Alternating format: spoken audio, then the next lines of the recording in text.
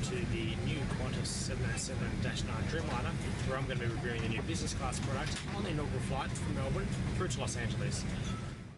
While this particular type of aircraft has been around for a number of years, and you can check out my channel for quite a few reviews of it, this is the first one for Qantas as they move forward and look at replacing their aging fleet of 747s. Because everyone is more interested in the actual aircraft, I'll be only briefly covering the Qantas Business Lounge as it's aging and not the best one around. There's a buffet of hot and cold breakfast options, or a plate of the day.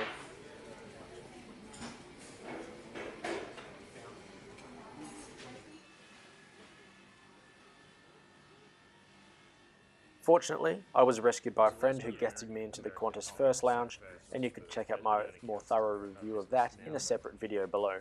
Anyway, we're here to check out Qantas' new bird, and here she is. This particular aircraft was delivered to Qantas 2 months ago and is called a Great Southern Land. I was surprised that there wasn't much of a ceremony at the gate, but anyway, we boarded and I'll show you to my seat, 10K. The business cabin is separated into 2 sections with a smaller one behind, and that's where I'm sitting. I'll speak more about why I selected this seat later on.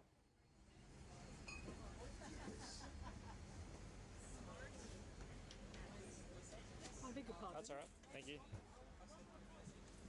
I just like the fact that the TVs don't pop out. Should I just again leave the people like this down in the rest? Here's the mini cabin and my seat. Have a look at the seat map and you'll get a clearer picture of what I'm talking about. The red seats are business, green is premium economy, and yellow is economy. Here's what I'm looking at for the next 14 hours, and I'll argue it's one of the best seats in business. Shortly after I sat down, champagne was served. While every business seat has direct aisle access, they alternate at the side of the ledge, therefore some are more private than others. My seat is a more private one, and they're recommended. Now before we take off, let's check out this suite in more detail.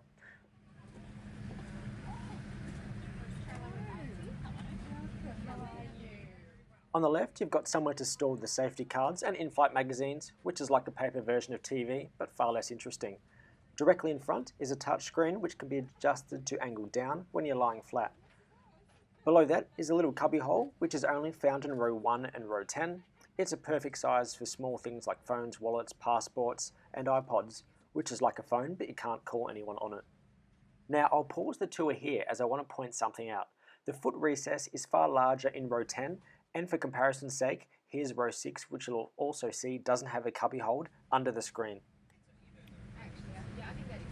Now let's keep going. Next is a fold-out table, which is self-explanatory. If your seat has a ledge on the window side, you're able to sneak out around the table, such as here in seat 6K. I'm afraid, in 10K today, I'm stuck in my seat until the table is cleared. Hello, well thank you. Yeah, wonderful, thank you. Under here is a mirror and the hand controller for in-flight entertainment if you don't want to use the touchscreen.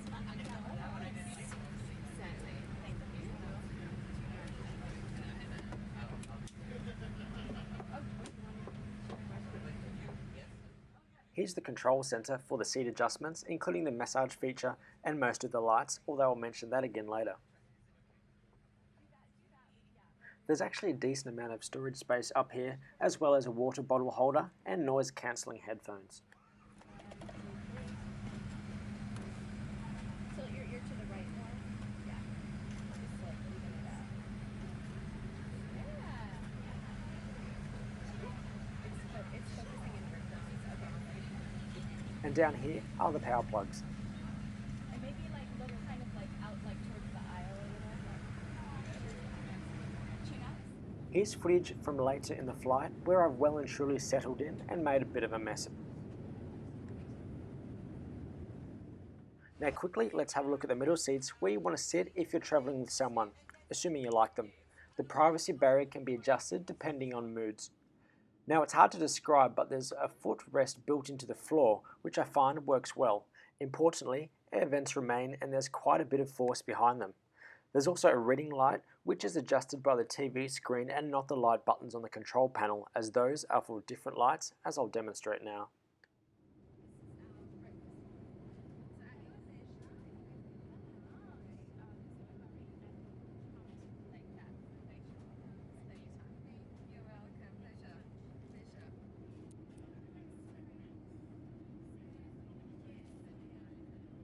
I should point out that you're able to recline partially on takeoff and landing, and in general, when reclining, the seat moves forward so you're actually a good distance from the TV screen.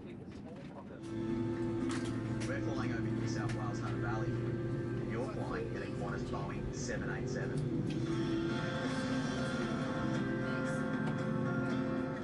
Good afternoon, ladies and gentlemen. It's the captain speaking. My name is John Paletto. Joining me on this flight, this inaugural flight to Los Angeles using the Boeing 787 Dreamliner today is Captain Jeff Hay, First Officer Andrew Stead and Second Officer Jason Jackson. Together with Mr. John Dewhurst and the other members of the cabin crew, I'd like to invite you to please settle back and relax. We now have a taxi clearance, and as a mark of appreciation, the airport fire services are going to shower us with a bit of a water display as we taxi through to the north of the airport for our departure this afternoon. So hope you enjoy that. Takeoff will be to the south. The city will be on the left-hand side as we track to the east. Flying time to Los Angeles, 13 hours and 45 minutes today. We're anticipating fine weather en route and also fine weather for our arrival at Los Angeles Airport later on our time in the evening, in the morning, Los Angeles time. I'll speak to you again very shortly with some more information, so thanks very much. Hope you enjoy the flight today. Welcome on board the Dreamliner. Switch any electronic devices to flight mode before takeoff. Phone and tablet devices may be damaged or destroyed if they are caught in the seat mechanism. Please check the location of your electronic devices before you adjust your seat. If you can't find them, avoid moving your seat. Just ask a crew member for help. It's time to ensure your armrest is down, your seat back is upright, and your tray table is stowed before takeoff.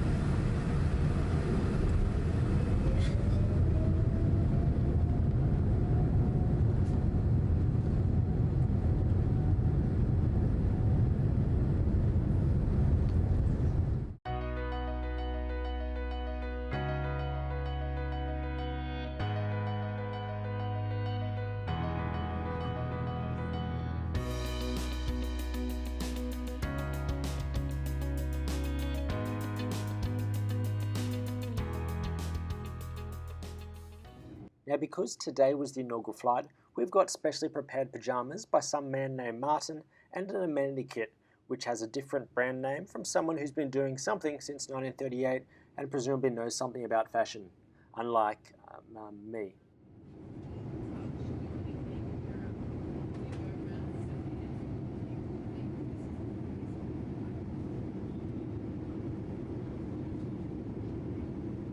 Actually, this Martin fellow does the Qantas first class PJs, and these ones certainly felt more durable than the standard business ones.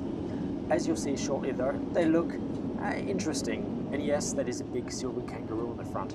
But credit where credit's due, Qantas do offer PJs in business, while many other airlines don't.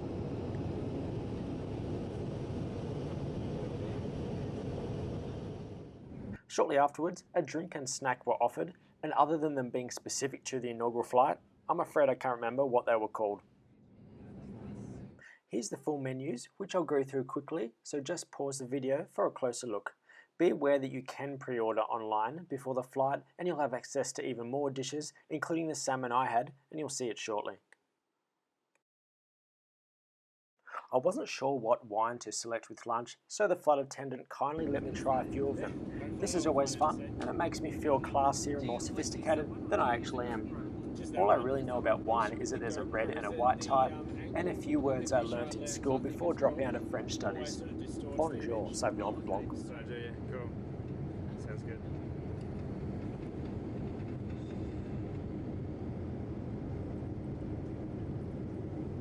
So this is Della 2015 Inaugural.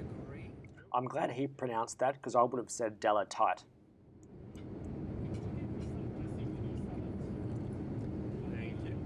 This is the 2015 Flame Tree Cabernet Sauvignon from Margaret River. Sounds good. Oh, so this is a red one. Thank you.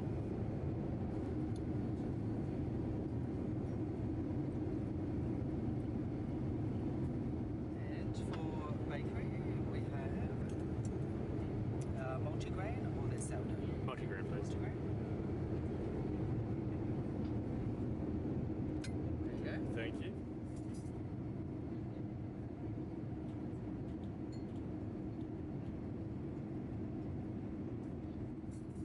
Now with the Dreamliner, Qantas are launching new crockery and cutlery made by David Kayon.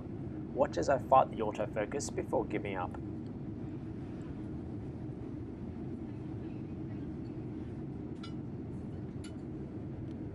No. All while this was going on, there was an amazing light show happening outside as the sun was setting.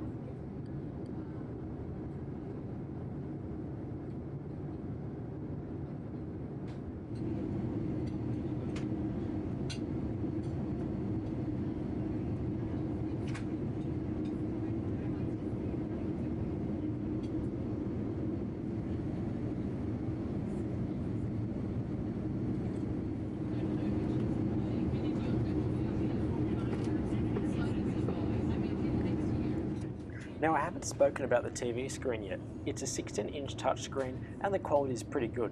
Remember that when you recline the seat, it moves forward, so it's reasonably easy to reach unless you're sitting upright, in which case you can use the hand controller. The content is perfectly reasonable and I didn't see any advertisements before movies or TV shows, which in my opinion is a huge plus.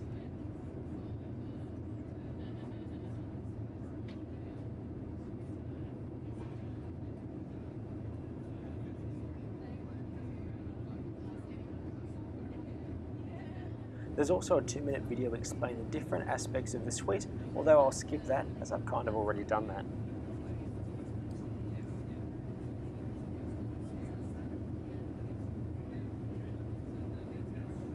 Now to the toilets. There's a single one at the front and 2 between the business cabins. I understand that premium economy passengers are invited to use the middle ones too. I must admit that I never had to wait, even though I regularly visited. As I've explained in another video, I've got an incredibly little bladder, which I'm sure you wanted to know about.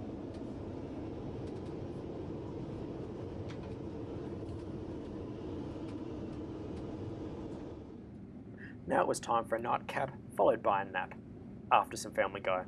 There's a Do Not Disturb button on the control panel that turns your seat number red. Just remember to turn it off when you're actually happy to be disturbed again. The seat is fairly well padded, although they do add an additional thin mattress over the top. It converts into a 30-inch bed, which in the Queen's numbers is 203 centimetres. When the seat goes flat, there's another lot of buttons closer to you to adjust the lights and the seat.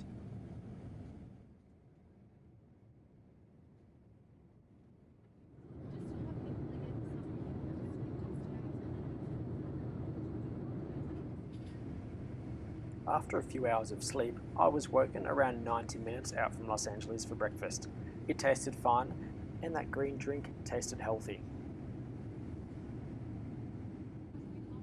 This isn't that new anymore, but it's worth mentioning that the 787 doesn't have window shades. Instead, it has a gel between the glass that darkens when it's electrically charged. I must admit that I don't see what was wrong with the old shades, which act faster and still stop more sunlight.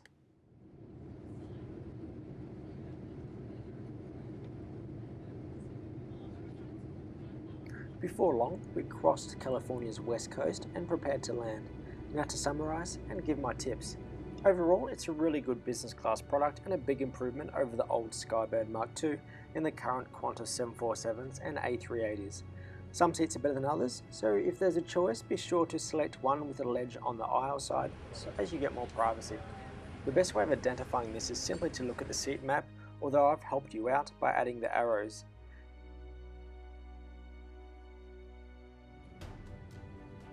Seats in row 1 and 10 both have larger recesses to stick your legs and or store a bag if you want it within reach. They've also got those cubby holes just under the TV.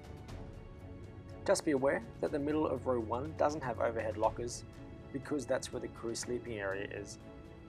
There were concerns raised about the possibility of noise in my seat, but I didn't find that to be a problem at all. I never heard the toilet and anything much from the galley. I barely noticed any premium economy passengers walking through, and since the cabin is smaller, I'd speculate that there's simply less people to make noise. The food and drink was fine, and more is offered, including a fairly lengthy list of optional mid-flight snacks. There's also a self-service bar, which I didn't visit. The crew were great, as I've come to expect with Qantas. That's it from me. If you enjoyed the video, be sure to click like and subscribe for more similar videos. Thanks for watching.